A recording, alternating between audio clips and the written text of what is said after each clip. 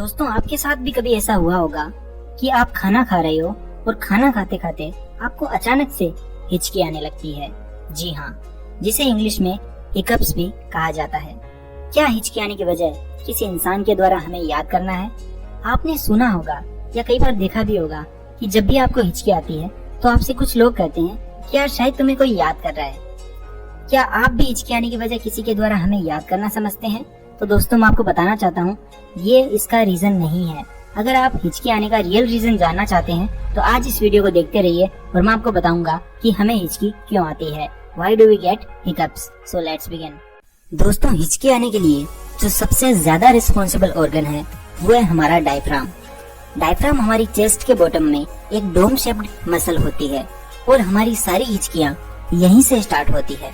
जब हम सांस लेते हैं तो डायफ्राम ही वो ऑर्गन है जो हमारी रेस्पिरेशन में सबसे ज्यादा इम्पोर्टेंट रोल प्ले करता है। जब हम सांस अंदर लेते हैं तो डायफ्राम नीचे की तरफ सिकुड़ जाता है और एयर हमारे लंग्स में आ जाती है, और जब हम सांस बाहर छोड़ते हैं तो डायफ्राम वापस फैल जाता है और एयर बाहर निकल जाती है। ये प्रोसेस होती है।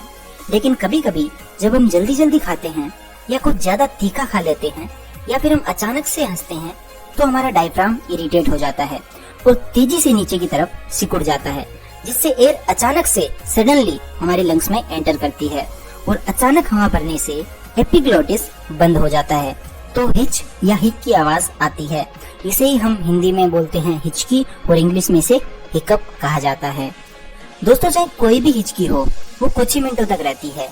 अगर हिचकी आते समय हम थोड़ी देर के लिए अपने ब्रेथ को होल्ड कर लेते हैं तो ये काफी ज्यादा इफेक्टिव होता है। दोस्तों, अगर आपको ये नॉलेज पसंद आया हो तो इसे अपने दोस्तों के साथ भी शेयर कीजिए। इस वीडियो को लाइक कीजिए और कमेंट जरूर कीजिए, क्योंकि मैं हर कमेंट